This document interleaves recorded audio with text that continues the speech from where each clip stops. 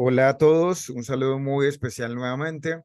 Voy a compartirles en este video muy corto algunos elementos que se han incorporado a la versión paga del ChatGPT o ChatGPT 4 o Premium a la versión paga. Vamos a revisar básicamente cómo podemos potencializar ahora el análisis de datos y para ello les dejaré una base de datos que les mostraré a continuación, que es esta base de datos que comprende una serie histórica de 5 variables de precipitación, temperatura máxima, mínima y la media y la evapotranspiración de un lugar de aproximadamente 43 años.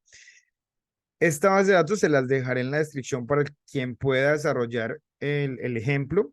Y bueno, nos iremos a nuestro entorno del chat GPT. Cuando nosotros abrimos el chat, cuando tenemos la versión paga, siempre que abrimos un nuevo chat, nos va la oportunidad de estar en GPT 3.5, que es el gratuito o por defecto, o podríamos pasar a la versión paga GPT 4.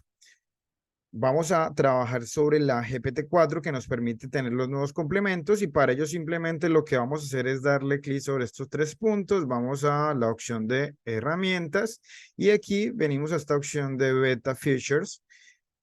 Podemos, si lo tenemos inactivo, poner activo esto que dice plugin y esto que es lo que vamos a ver el día de hoy, que es básicamente un modelo que interpreta código. No solamente nos va a ayudar a decirnos de qué manera podemos analizar los datos, sino que realmente él analiza los datos y nos puede dar conclusiones a partir de una base de datos que nosotros le incorporemos. Entonces simplemente damos la activación a estos dos y ya podemos venir aquí y revisar que están activos. Venimos y nos paramos acá. Por defecto, siempre hemos trabajado con esta. Ahora recién me doy cuenta de estos complementos y estas herramientas adicionales. Y aquí entonces agrego esta opción. Vamos a revisar primero los plugins.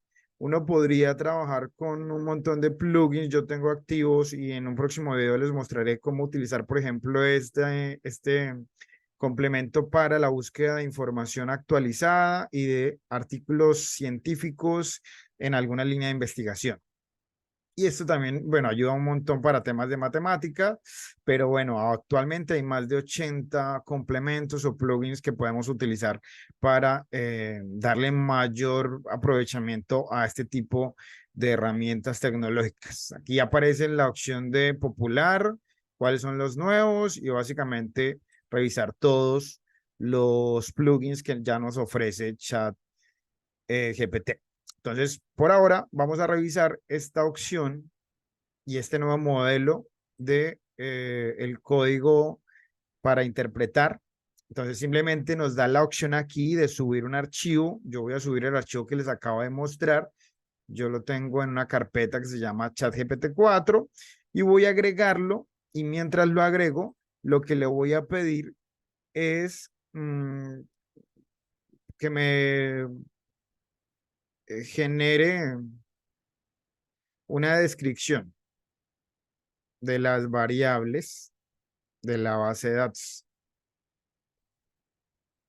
Solamente solicitándole eso, él me va a empezar a hacer la descripción detallada de qué información tiene, qué variables tiene y qué tipo de variable es la que tiene la base de datos. En ese sentido, yo ya podría entonces decirle a él, necesito hacer un determinado análisis de estas variables y de esa manera entonces él nos va a generar lo que le solicitemos, porque ya, vuelvo y digo, nos genera, son análisis de los datos que yo le aporte. Antes simplemente él nos daba, que también era muy funcional, nos decía, si nosotros le damos un contexto de cómo estaba la estructura de los datos, pues él nos decía qué tipo de código, si vamos a desarrollarlo por un código o por Excel, qué deberíamos hacer para hacer el análisis de los datos. Entonces aquí nos describió claramente qué tipo de variables tiene la base de datos y yo, por ejemplo, le podría hacer una solicitud donde diga que necesito un cuadro donde realice análisis descriptivo, un análisis descriptivo o análisis de estadística mejor descriptiva de los datos. Prefiero tener correcciones acá y listo. Vamos a darle Enter y él empieza a trabajar y finalmente nos va a estructurar una tabla en donde nos entrega los estadígrafos básicos o elementales para cualquier tipo de análisis descriptivo para las variables que debería haberle dicho, las variables solamente numéricas. Pero bueno, ahí nos va a entregar la información de qué tipo de variable es, cuántas muestras tiene, cuál es la media, la desviación estándar, el valor mínimo, el cuartil 1, el cuartil 2, el cuartil 3 y hasta el valor máximo también. Esta información de fecha, pues claramente pues no es una variable, simplemente nos indica también los valores faltantes, por ejemplo.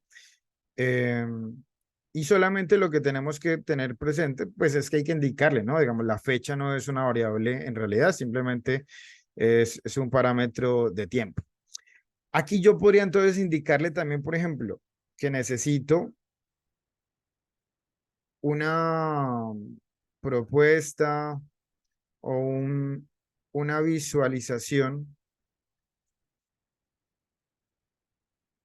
de los valores numéricos. Los valores numéricos con gráficos, ¿cierto? Y él nos va a empezar a hacer los gráficos.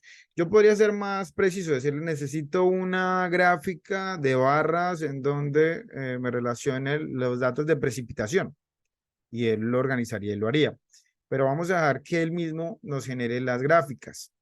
Importante, por ejemplo, aquí nos hizo un histograma donde muestra las 5 variables, cómo se están distribuyendo cada una de ellas. Yo simplemente, si necesito el código para pasarlo, por ejemplo, por Python, vengo aquí donde dice mostrar trabajo y él simplemente ya me genera el código que utilizó para generar esta gráfica.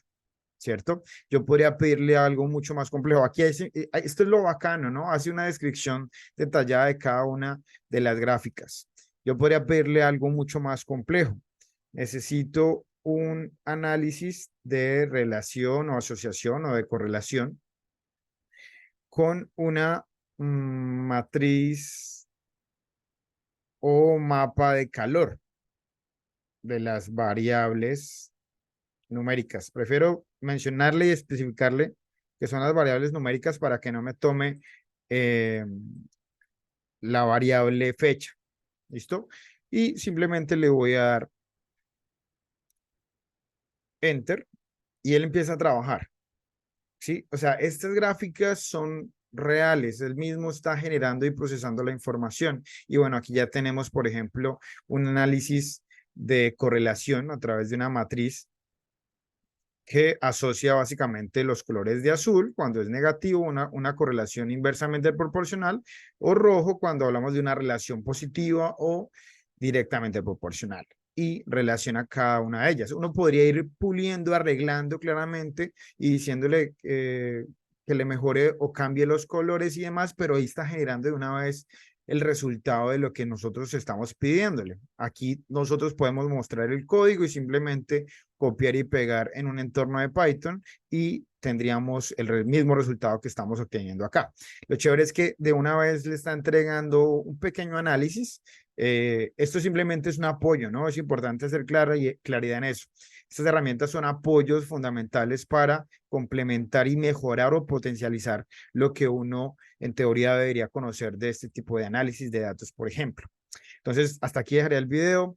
Espero les guste. Les dejaré unos videos a continuación en donde podemos utilizar los plugins, por ejemplo, para leer PDFs, para extraer mucha información valiosa y para construir a partir de archivos o documentos científicos o de noticias periodísticas o de mismos videos de YouTube, textos de discusión o para argumentar algún tipo de línea de investigación.